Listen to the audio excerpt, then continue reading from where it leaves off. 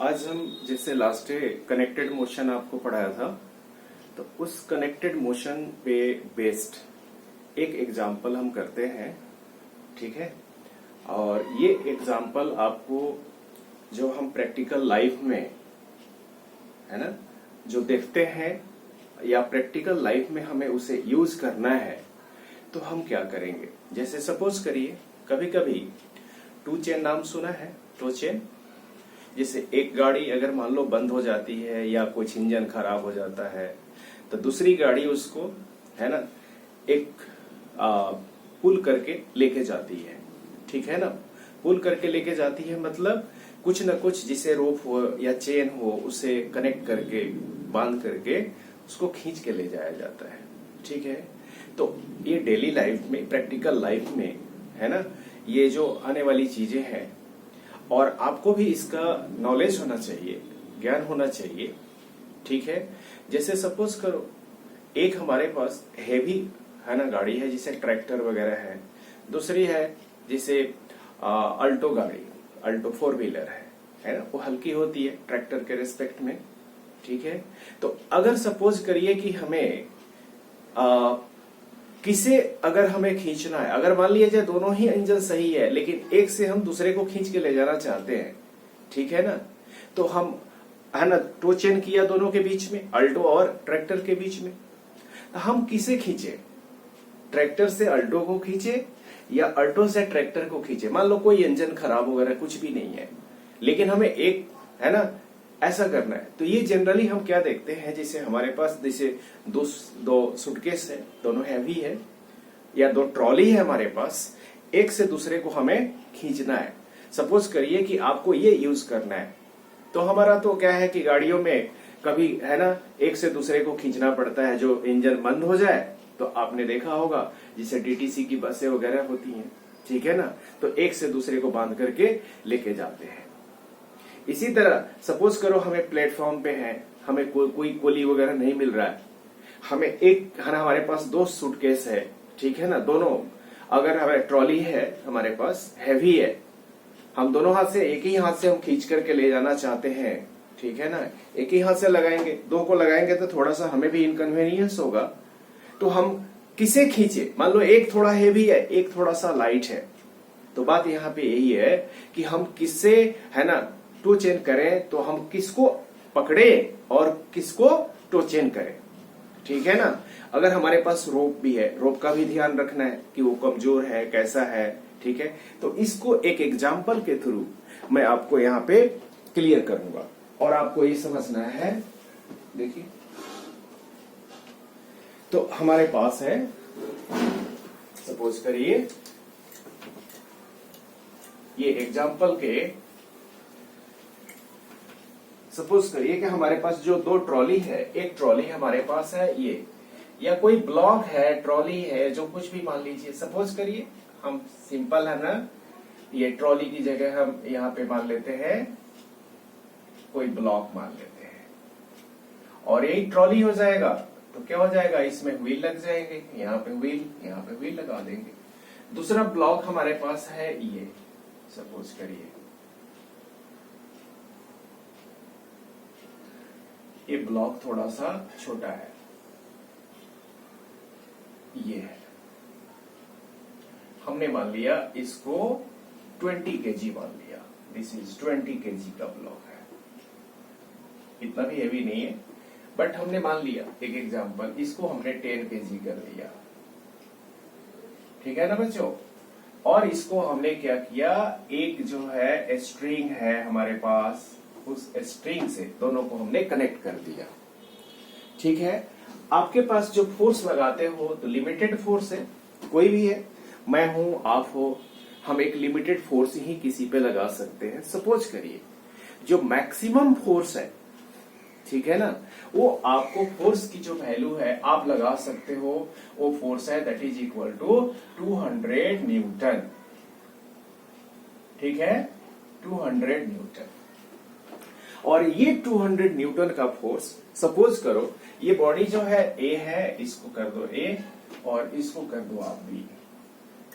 अगर इस पे लगाओगे, कहने का मतलब इसे पकड़ करके आप खींचोगे 200 न्यूटन फोर्स से, तो इस जो रोप में, ये रोप जो है ना, कमजोर है या मजबूत है, इसकी बात हम करेंगे बाद में। तो ये सब कोई भी रोप है, ठीक है ना, लेकिन इतना मजबूत नहीं है, सपोज कर लेते हैं, या जैसा भी हो, इसमें टेंशन कितना लगेगा? टेंशन तो मैंने बताया था ना, टेंशन क्या होता है, दैट इज अ फोर्स, ठीक है ना। तो अब बताओ, इस वाले रोप में जो दोनों कनेक्टेड है, अगर मैं क्या करूं, इस पे फोर्स लगा रहा हूं, पहले मैं ए पे फोर्स लगा रहा हूं, यानी ए को पकड़ करके हमें खींचना है, हैंडल मान लो कि ए पे है, ए के हैंडल को पकड़ करके हमने 200 फोर्स यहां पे लगाया, ठीक है ना, इसको हमने खींचा। तो इसके जब खींचेंगे तो ये भी साथ साथ इसके ऐसे मूव करेगा, मतलब इसका मोशन किधर होगा, इस डायरेक्शन में होगा। क्लियर ना, जिधर फोर्स लगाएंगे उधर ही मोशन होगा। तो अब हम क्या करेंगे, यहां पे इस चीज को सॉल्व करने के लिए, ये क्या होता है, एक फ्री बॉडी डायग्राम होता है, ठीक है ना। ये फ्री बॉडी डायग्राम होता क्या है, तो पहले हम देखें, तो जिस बॉडी को मान लो कि हमने इस पे फोर्स लगाया, तो इस बॉडी को क्या करेंगे, है ना, ये कनेक्टेड है, बट हम क्या करेंगे, इसको एक सिंगल बॉडी हम मान लेंगे, ठीक है ना, एक ही बॉडी मान लेंगे, और इस पे फोर्स कौन कौन सा काम कर रहा है इसको देखेंगे।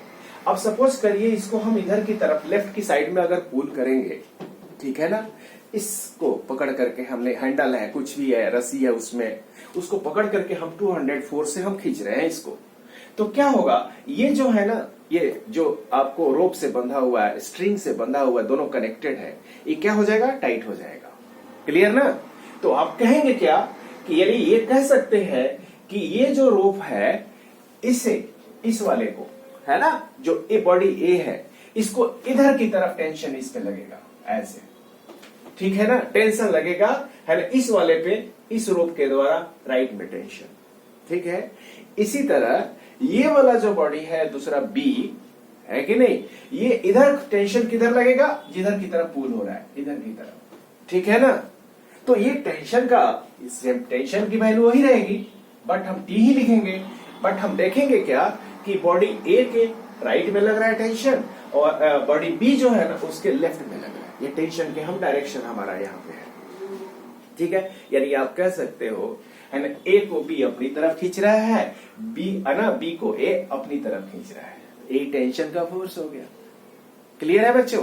तो अब हम इसको अलग से दिखाएं, तो बॉडी हमारे पास ए है, अलग से बता, तो ये हमारा यही बॉडी है ए, जो कि आपके पास 20 kg है, ये हमारा ए, हम सिंपल ए कह देता, ठीक है ना।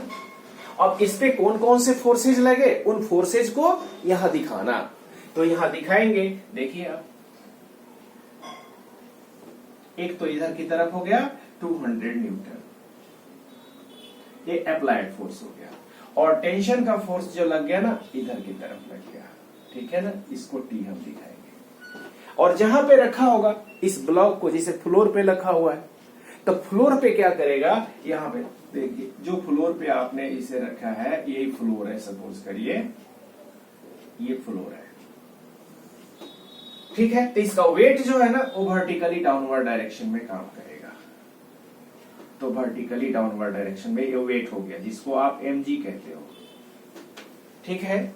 और दूसरी चीज तो आप जानते हैं, आपने पढ़ा हुआ है ना, न्यूटन्स का थर्ड लॉ, है ना, to every action there is always an equal and opposite reaction. तो देखो ये वेट है, यानी ये जो है अपना due to gravity weight downward direction में, तो फ्लोर इसको अपवर्ड डायरेक्शन में फोर्स लगाता है, इस तरह से वर्टिकली अपवर्ड। तो इसको हम क्या कहते हैं, नॉर्मल रिएक्शन, यानी एन कहते हैं। तो ऐसे भी देखोगे इसका मोशन जो है ना, अपवर्ड डाउनवर्ड नहीं है ना, हॉरिजॉन्टल डायरेक्शन में मोशन है इस ब्लॉक का, तो हॉरिजॉन्टल डायरेक्शन में मूव कर रहा है, तो इसीलिए ये दोनों वर्टिकल फोर्स एक दूसरे को बैलेंस कर देते हैं, तो इसलिए इस फोर्स को हम यहाँ पे काउंट न करें, ठीक है ना। जो वर्टिकल फोर्सेज है, यानी एन जो है mg को बैलेंस कर देता है, तो इस फोर्स की हमें जरूरत नहीं है, सिर्फ हमें हॉरिजॉन्टल फोर्स है। तो ये फोर्स किधर है, लेफ्ट में, ये वाला क्या है, राइट में, ठीक है ना। तो याद रखे रहिए, मोशन के डायरेक्शन में रिजल्टेंट फोर्स एक्ट करेगा, तो मोशन किधर है, लेफ्ट की तरफ है, तो यानी 200 न्यूटन फोर्स है, और ये टी है तो इसमें से इसको माइनस करेंगे, ठीक है ना। तो ये इक्वेशन ऑफ मोशन जो हम लिखते हैं यानी 200 अब minus T and this is the resultant force. Resultant force is equal to क्या होता है, force equal to mass into acceleration. तो इसका मास कितना है 20 रख देंगे और मान लो एक्सेलरेशन है ए तो ए कर देंगे, ठीक है ना। तो ये ए एक्सेलरेशन है, ये ए एक्सेलरेशन है इस ब्लॉक ए का, ठीक है। तो हम ए कर देंगे। तो एक इक्वेशन हमारा ये मिल गया है ना इसके फ्री बॉडी डायग्राम से ए से। और दूसरा क्या है देखिए, ठीक है ना। दूसरा हम क्या दिखा सकते हैं, एक तो नेट फोर्स हो गया। अब बॉडी बी का अगर हम देखें यहीं पे अगर फ्री बॉडी डायग्राम तो इस तरह से आप देखोगे ये हमारा बॉडी बी है, ये भी फ्लोर पे रखा हुआ है, ये किसी फ्लोर पे है, ये भी सपोज करो। तो इसका भी वर्टिकल जो फोर्सेज है एक दूसरे को बैलेंस कर देंगे और इस पे जो टी लग रहा है ना, देखो किधर लग रहा है, इधर की तरफ मोशन के डायरेक्शन में, ठीक है ना, ये टी। तो ये सिर्फ यही फोर्स है, हॉरिजॉन्टल फोर्स जो है इस पे एक ही है, टी है। तो ये टी ही प्रोवाइड कर देगा, दैट इज रिजल्टेंट फोर्स। यानी ये टी इज इक्वल टू क्या हो गया, रिजल्टेंट फोर्स। तो रिजल्टेंट फोर्स क्या लिखेंगे बेटा, मास इनटू एक्सेलरेशन। तो इसका मास कितना है 10, 10 ए हो गया ना। तो यही हमारे दो इक्वेशन हमारे पास आ गए, ठीक है। तो इसी से हम क्या निकालेंगे, ये टेंशन भी निकाल लेंगे, एक्सेलरेशन भी निकाल लेंगे। क्लियर है। तो ये रहा पहली बात, पहले इसको हम सॉल्व करते हैं, ठीक है। तो अब देखिए टी की वैल्यू 10 है, तो इक्वेशन 1 में है ना टी की वैल्यू 10 है पुट कर दो, ठीक है। तो फ्रॉम इक्वेशन 1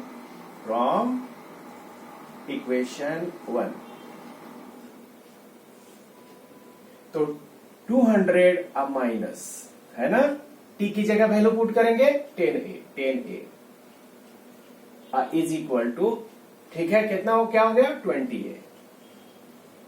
तो 200 इज इक्वल टू 100, 10a इधर चला जाएगा तो 10a plus 20a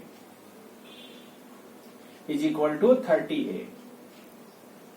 therefore a is equal to कितना हो गया 200 upon 30, that is equal to, एक जीरो कैंसिल हो जाएगा, 20 अपॉन 3, ये लिखेंगे मीटर पर सेकेंड स्क्वायर। तो ये एक्सेलरेशन हो गई, ठीक है बच्चों।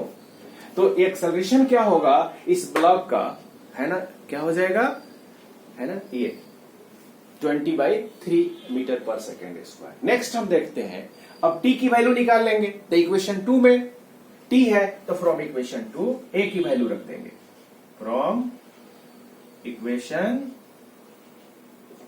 ठीक है ना 2। तो t इज इक्वल टू कितना है देखो 10a, तो 10 हो गया और a की जगह वैल्यू रख देंगे 20 अपॉन 3। तो दिस इज इक्वल टू कितना हो गया 200 अपॉन 3 न्यूटन। बात समझ में आ गई। तो ये इस पे फोर्स लग गया, यानी ये है ना टेंशन हो गया।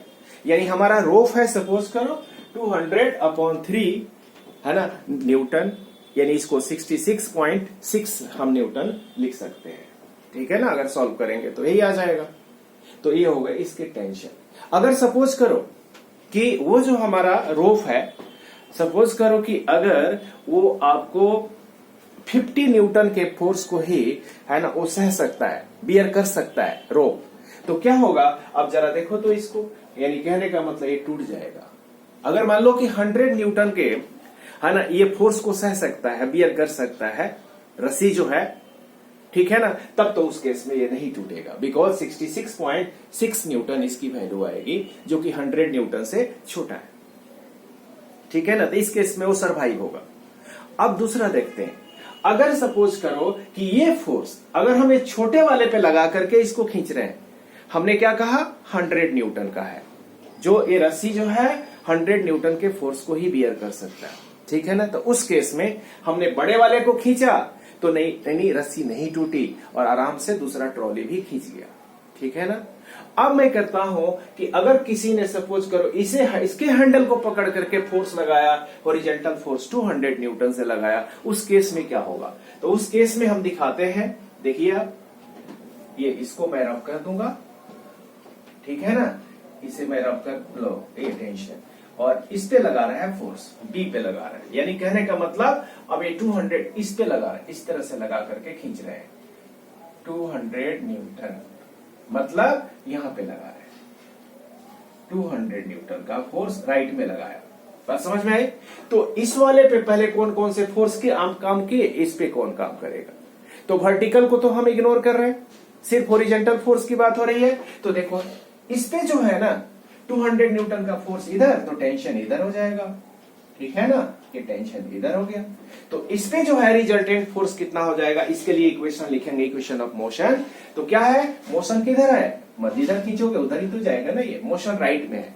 यानी 200 में से t को माइनस कर देंगे, बिकॉज दोनों का डायरेक्शन अपोजिट है, इसीलिए माइनस कर रहे हैं। तो आप लिखोगे नेट फोर्स जो इस पे होगा 200 minus T, that is equal to, net force equal to mass into acceleration. तो मास कितना है 10 और एक्सेलरेशन को हमने a कह दिया, तो एक इक्वेशन ये हो गया। और दूसरा वाले बॉडी का इस पे फोर्स है ना सिर्फ t लग रहा है, जब इसे रस्सी से बंधा हुआ है ये भी, तो इसको सिर्फ ये t ही क्या प्रोवाइड कर देगा, इस पे फोर्स को, नेट फोर्स को प्रोवाइड कर देगा, ठीक है। तो यहां पे लिखेंगे t इज इक्वल टू, है ना, नेट फोर्स हो गया मास इनटू एक्सेलरेशन। तो इसका मास कितना है 20, 20a, ये इक्वेशन 2 हो गया, ठीक है। अगर आप सपोज करो कि है ना इसमें t की अगर मैं वैल्यू रख दूं, इक्वेशन 1 में इक्वेशन 2 से t की वैल्यू रख दो और सॉल्व करो, ठीक है। तो क्या आ जाएगा, देखो इसको सॉल्व करने पे फ्रॉम इक्वेशन 1 200 माइनस t की जगह 20a कर दिया इज इक्वल टू 10a। तो 200 इज इक्वल टू, है ना, ये 20 प्लस हो जाएगा इधर, तो 30a। तो therefore a is equal to कितना हो गया 200 अपॉन 30 इज इक्वल टू, है ना, 20 अपॉन 3, ठीक है बच्चों।